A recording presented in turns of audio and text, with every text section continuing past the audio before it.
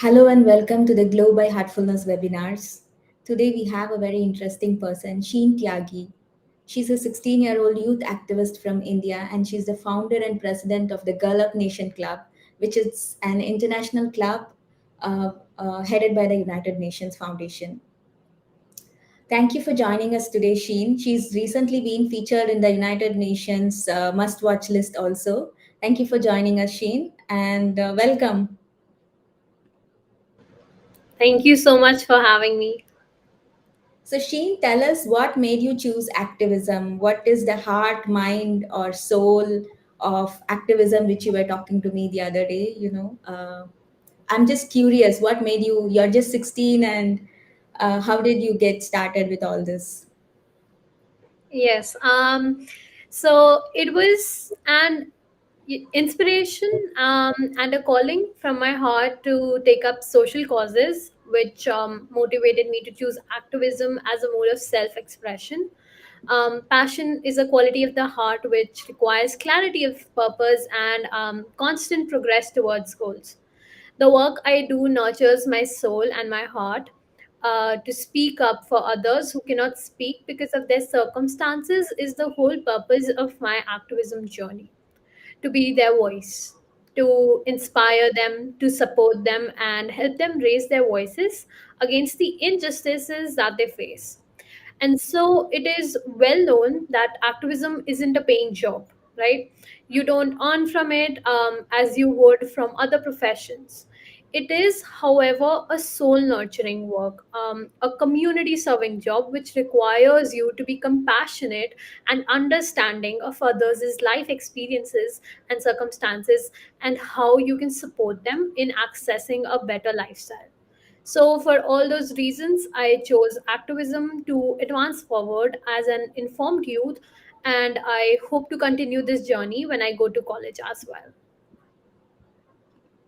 Thank you so much, Shane. I wish you all the best on behalf of the Heartfulness Institute and also on behalf of all the participants. So you also mentioned activism is not something which actually pays you, right? And you mentioned that your heart and soul is in it, and you're very passionate about it. My next question along those lines is this: how do you, or from where do you find this energy and inspiration to sustain this journey?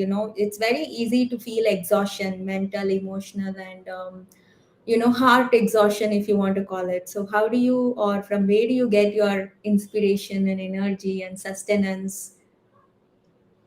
Yeah, I would say a numerous number of factors help me in sustaining my energy and the inspiration for the causes I'm passionate about. The impact of my work motivates me to strive forward towards this journey. Recognition is always encouraging and it also helps when I'm feeling low. At times, even I feel that maybe I am not doing enough, right?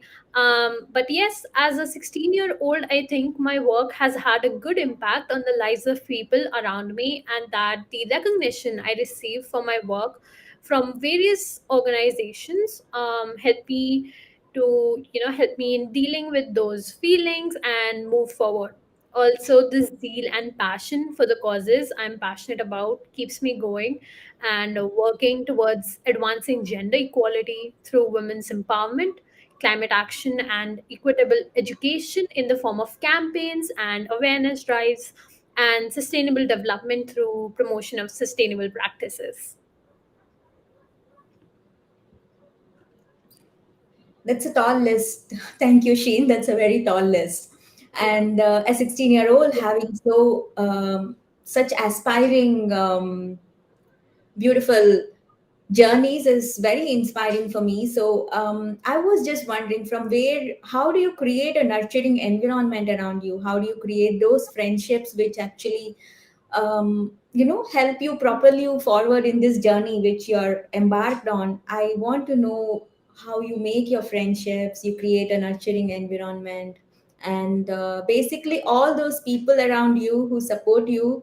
Because when you talk about gender equality, when you talk about equitable education, these are beautiful um, aspirations we want to achieve, right? And it's not a single man's journey. So who is that person, or who are those beautiful people who support you in your journey? Tell me about them also.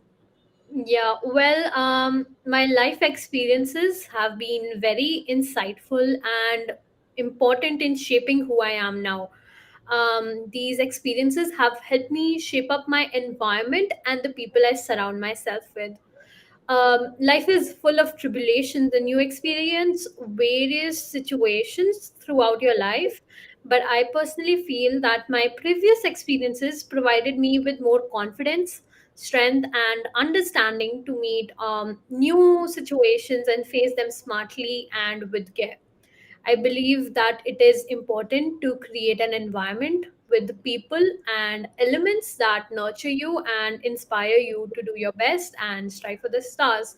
And so I would say my family, my friends, my work colleagues as well, work colleagues in the sense that people I work with, through social media and different organizations, all of these people inspire me and they support me in all the endeavors that I have. And yes, so I would say those people inspire me a lot. Thank you, and best wishes for many more such inspiring friendships. And I hope to see you do more and more. So this webinar is titled Intersection of Gender Equality and Climate Change, right? So how do you see them intersecting? You're 16 years, and I would like to say that my son is also 16 years. So I would love to hear what you would like to say about the intersection of something as important as climate justice along with gender equality. And being a 16-year-old, what would you also say to other young boys and young girls? I mean, so let's first hear about the intersection and then move on. I can Yes. see a few questions coming up, but I'll take them up one by one. For now, please tell me how do you see them intersecting? That is gender equality and climate justice. Yes. Um, so around the world, 80% of people displaced by climate change are women.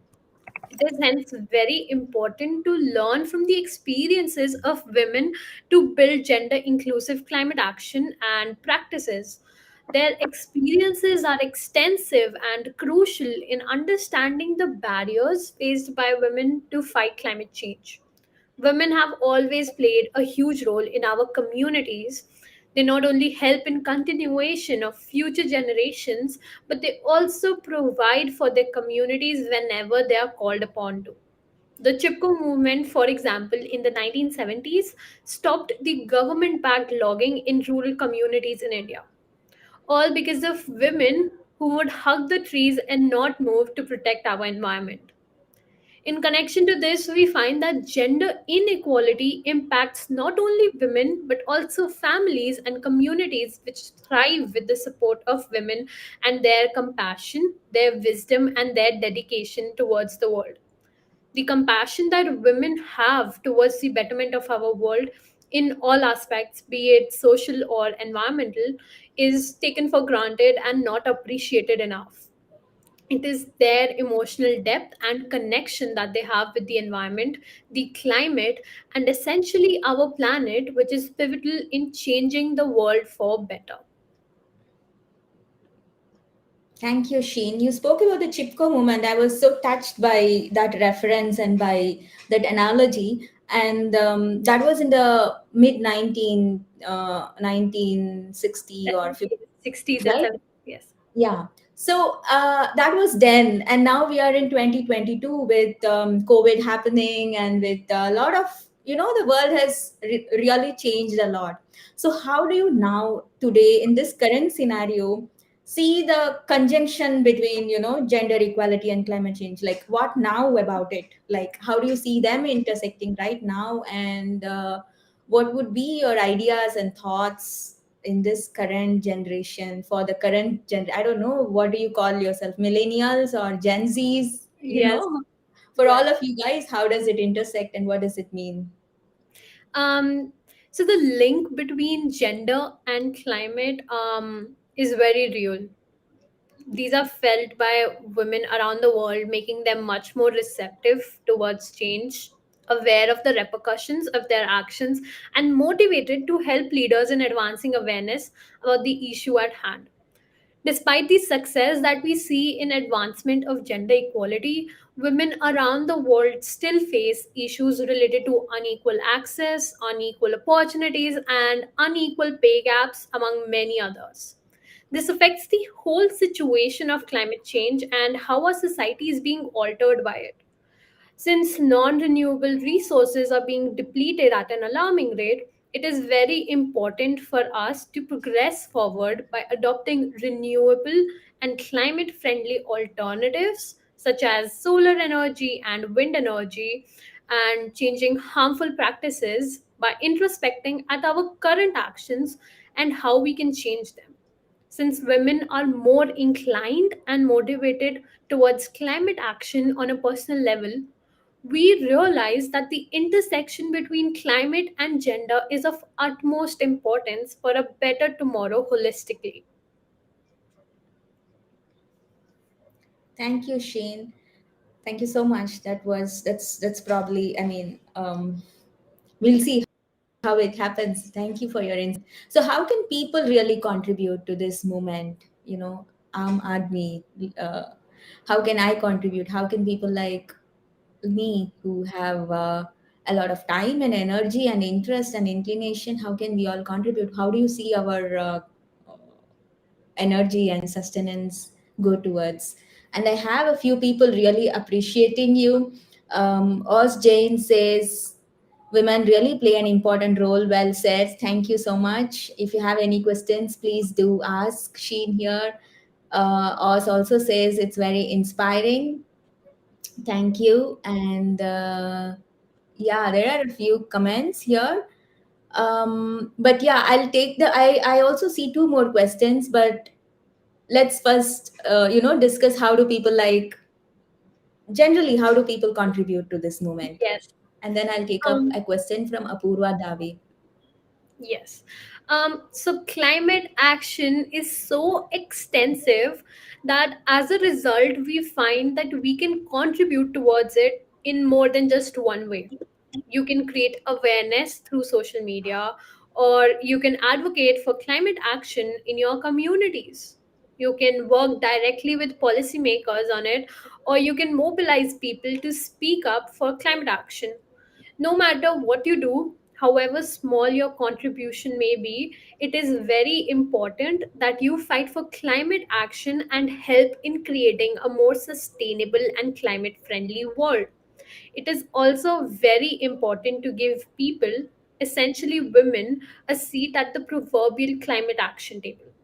Representation of communities which are directly affected by the change in our climate, for suppose indigenous communities and women who are more understanding of the situation we are in and who are more proactive towards climate action, are necessary to devise action plans towards the advancement of climate action and sustainability. So yes, you can contribute in more than one ways, and the possibilities are endless because you can do so much. um and yes, so yeah. Thank you. Thank you, Shane. So you said that we could directly pitch to policymakers. We can also make noise. We can speak up. There is a question along those lines. I know you partially answered this, but there's a question along those lines from Apurva Dave. She's asking, how do self-help groups contribute? Do you think self-help groups will help gender equality and economic power for women? Is it possible through the work done by self-help groups? Yes. Thank you for your question, Apuva. I would say that self-help groups are a great way towards advancing women's empowerment, which will automatically lead to climate action, right? Self-help groups help you to kind of collaborate together with other people and kind of work towards advancement of various issues. And yes, so women's empowerment in the fields of finance, in the field of being able to speak for themselves, being able to take action on their own, not being affected by the judgments of others. A lot of things contribute towards women's empowerment, and economic power or financial stability and financial independence will definitely help you in advancing towards gender equality. Thank you so much, Sheen. Joseph Navales Plazer is also joining us from Philippines. Welcome. Thank you for watching this webinar. My next question is from Oz Jain. Um, we know that this generation is open to diverse genders. What's their role and contribution on this alarming issue?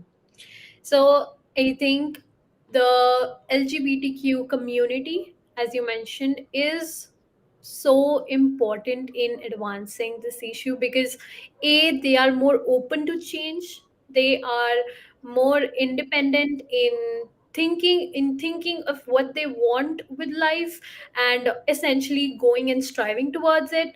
And so the community is also very helpful in supporting others, because I think in the LGBTQ community, there's a common saying that, we support each other in whatever we are striving for, right? And so it is very important that they help women in various aspects of life. And as you mentioned, their contribution is generally very huge because they also support women, and women not just being females by birth, but also trans women or cisgender women. So yes. Thank you, Sheen. Apurva Dave says thank you. Thank you, Apurva, for your question. And before I go on to more questions from the participants, I would like to say that we are celebrating the International Day of Women and International Month of Women, as March is a day commemorating the contributions made by women and who work for gender equality since the early 1900s.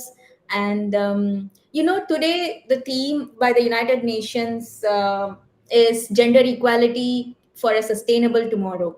So before I go on to any more questions from the participants, I want to know, what does this mean to you, and what is the message you want to give to young teens, young women, and of course also young boys and young men, right? So let's talk about your message to them, and then let's take more questions. Yes. So gender equality is essential in paving a new path towards a sustainable world. Taking small and steady steps towards gender equality will pave a path for endless possibilities. Since the intersection between gender and sustainability is similar to the intersection between gender and climate, at the United Nations, we believe that gender equality is essentially linked with all the social causes that exist, and the role of women in advancement of a better future is extensive in terms of economic growth, equal opportunities, living life through sustainability, and having ample resources for the current as well as the future generations. A sustainable tomorrow is only possible when gender equality is achieved and women have the same opportunities and access as men do. And as for my message to young teenagers and women, um, I would say please choose passion over conventional, if you can, of course, and travel the less trodden and difficult path over the easy path. I perfectly understand that not everyone can afford to follow their hearts, and you often have to think of other factors as well. However, if you cannot follow your heart, please inspire others to do so. It is so important for women and young teenagers to be aware of the condition that the climate is in, the condition of our planet Earth, and how the actions of each and every individual is impacting the future of our planet. Right now, you can see that the world is in a realm where people simply do not care about what is happening with our planet. be it the Russia Ukraine matter or simply the COVID 19 pandemic, which is still affecting the livelihoods of millions of people. Everyone is so engrossed in personal gains and the conditions they are living in that people now are simply forgetting what repercussions we, but more importantly, our future generations will have to face due to our ignorant and mindless actions. Young people, you have the opportunity to change the world. It is us who will finally make a change in the world and advance sustainability and equality in the world. So speak up, take the charge, and as Shirley Chisholm said, if they don't give you a seat at the table, bring a folding chair. Thank you. Yeah. So we have to all purchase folding chairs. But yeah, I mean, I get your point, and show up. Show up for what matters the most. Show up to show your passion. And there are a couple of people who are appreciating this response so much. Oz James says, "Wow," and she also says, "What a great advice! Will follow for sure." And there's another very encouraging future is in store with such enthusiastic youth. Thank you so much. And on that note, before it's too late, I would like to offer an experiential session of heartfulness, relaxation, and meditation. And yeah. So please continue to post your questions on the comment section here, and Sheen will definitely answer them. If not on the webinar, she'll come back and reply to all your comments and all your questions. Yes, we do have very short time, so I'm going on to the next part of the webinar, which is an experiential session of heartfulness, relaxation, and meditation. At the headquarters of Heartfulness Institute, which is Kanha Shantivanam, we have over 500,000 endangered species of trees planted. It's like a complete oasis in the middle of the Deccan Plateau. And I would like to share that all this important work to improve the climate of this planet and working for climate justice and climate action is taken up so seriously by the Heartfulness Institute and by the spiritual teacher of Heartfulness Meditation, Daji Kamlesh Ji Patel. And we believe that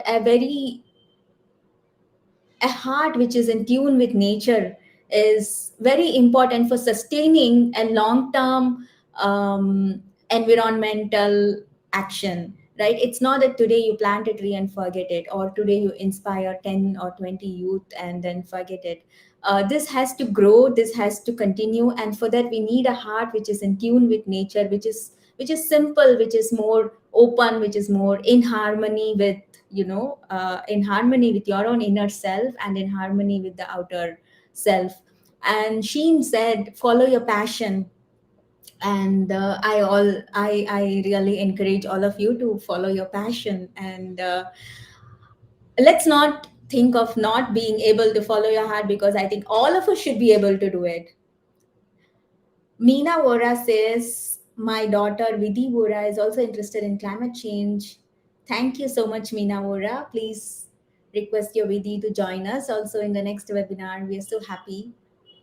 So let's move on to this session of heartfulness, relaxation, and meditation. If you have your phones nearby, put them in silent or keep them switched off. Sit comfortably.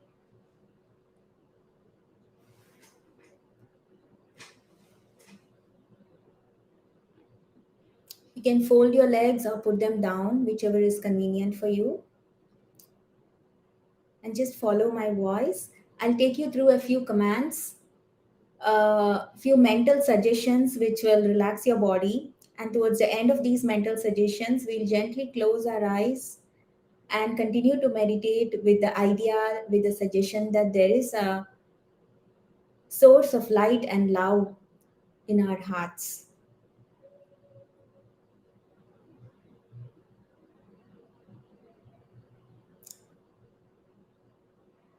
Before I continue, I would like to suggest, Meena Vora, if you would like to delete the phone number which you just texted on a public channel, that's totally up to you. You may want to delete it. Thank you. You can always text us on the messaging service, which is on Facebook and Instagram and LinkedIn. It's just for your daughter's safety. Thank you. So please sit comfortably, close your eyes, and follow my voice. Let's begin from the toes.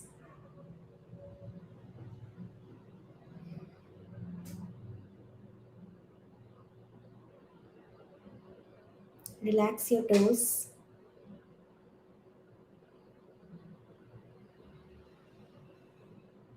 Relax your feet.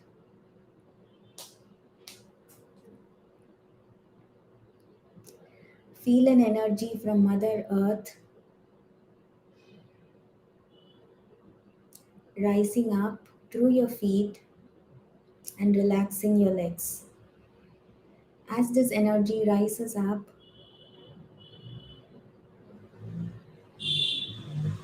it relaxes your calf muscles, your knees, your thighs, and it moves up, relaxing your hips. This energy continues to move up, relaxing your stomach. The muscles in your stomach are completely relaxed now.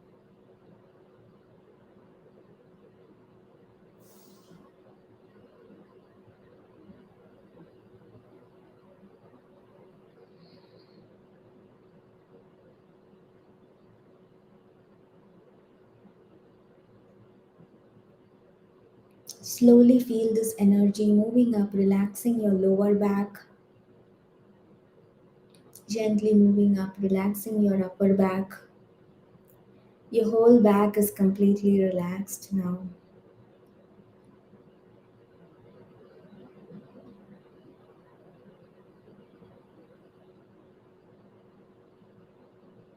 Feel this energy relaxing your chest. The chest muscles are relaxing, and this energy moves up, relaxing your shoulders, and it flows through your arms, relaxing both your arms, your elbows, your wrist, your palm, fingers, and fingertips. It oozes out of your fingertips, and your arms are completely relaxed now.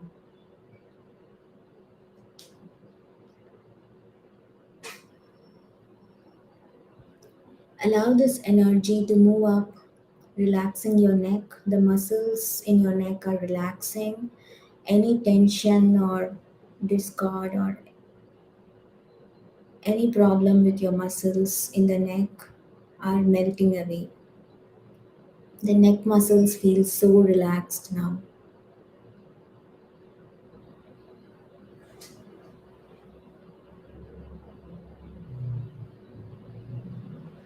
Allow this energy to move up your facial muscles, relaxing your head, your jaws, ears, lips, cheeks, nose, eyes, forehead, till the tip of your head.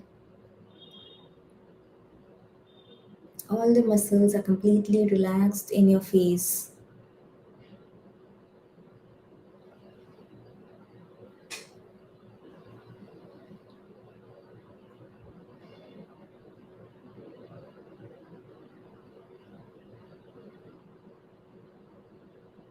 Scan your body, scan your system completely from head to toe. Does any part of your body need to be relaxed? If you feel so, allow this energy to flow through that part and feel that part relaxing. Allow your whole body to be completely relaxed.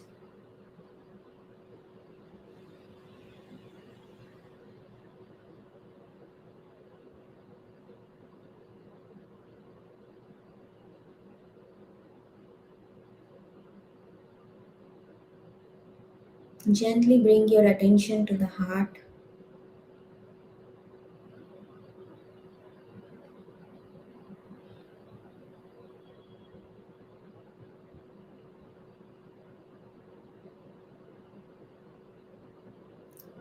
Feel the source of light in your heart.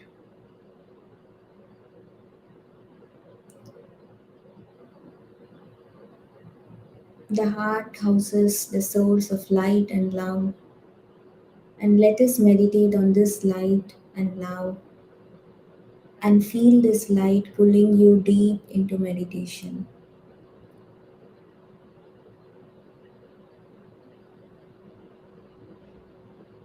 If your mind wanders and other thoughts come to your mind, gently brush them away and remind yourself that you're meditating on the light in the heart. Let's meditate for a few minutes.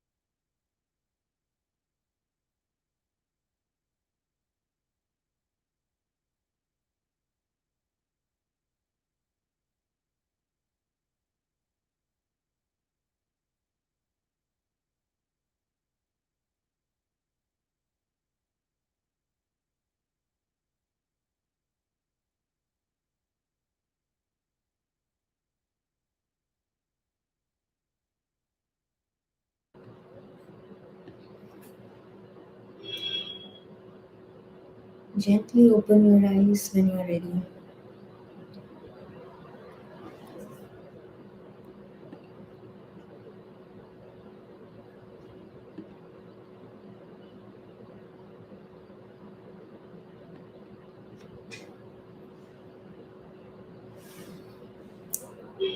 Thank you.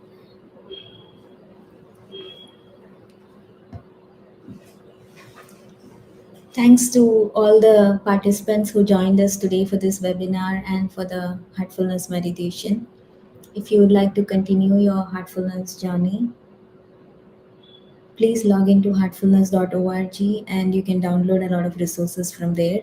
You can also download the mobile app Heart in Tune app, and you can connect to a heartfulness trainer and continue to have heartfulness sessions regularly. If you have any more questions for Sheen, our 16-year-old climate hero, you can share them in the comments and she'll get to you. So, Sheen, do you have any closing thoughts you want to leave us with, either for the youngsters or for the adults? If there are, if there's anything specific, go. I would just like to thank you all for joining today's webinar. It has been a great experience for me. Um, and yeah, meditation is, of course, a really good way to clear your thoughts, clear your heart, and just focus on what is important to you, on what your passions are, what your hobbies are, what you truly feel like is a calling to you, what truly resonates with you. We all have to do a lot of things to um, live on this planet, of course. You have to take jobs which pay you well so that you can feed your families and sustain in this world, which works totally upon money, of course. But I would also say take out some time to work for what really matters, because in the end, when you leave this earth, what you leave back is people who share your thoughts, because we all know you're the average of the five people that you're surrounded with, and so you impart your knowledge to them.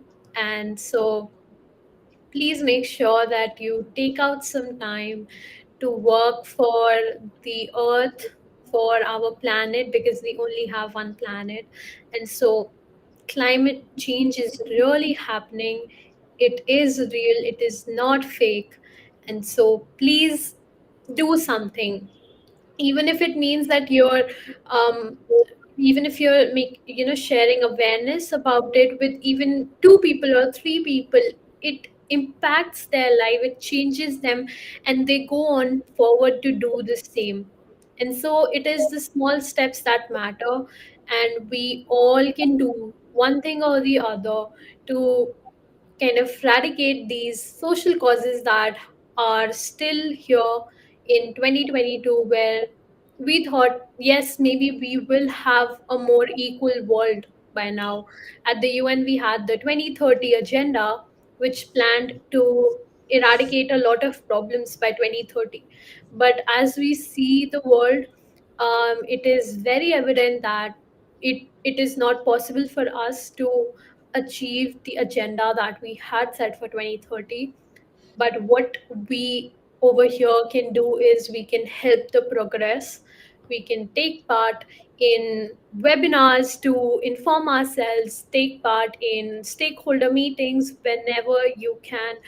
Do something, because it will, of course, help us right now, because we are the current generation, but it will also help the future generations, because the earth that we have not we haven't been given it by our forefathers. We have borrowed it from our future generations. I think that was Lester Brown who said this. And so when we leave our work is to leave it in a better condition than it was before. So yes, thank you so much for joining. If you would like to connect with me, please send me an email on sheentyagi@gmail.com. Just my name, nothing in it, just sheentyagi@gmail.com, and I will definitely get back to you to help you out. So we can, of course, if you need any help on any sort of things, please feel free to reach out to me, and I will definitely reply back to you. Thank you so much, Sheen. In fact, one of the founding teachers of Heartfulness Institute said the same thing. Let's leave this planet, in a better way than we found it. That's a very sweet way of ending this webinar. Thank you so much for joining us today. If any of you want to reach out to us with feedback about this webinar or for future suggestions, please write to us at glow@heartfulness.org and we shall get back to you. Towards the end of this webinar, as we conclude, there will be a few resources for you. And yeah, please continue your heartfulness journey. Thank you so much, Sheen. And stay tuned for the next webinar.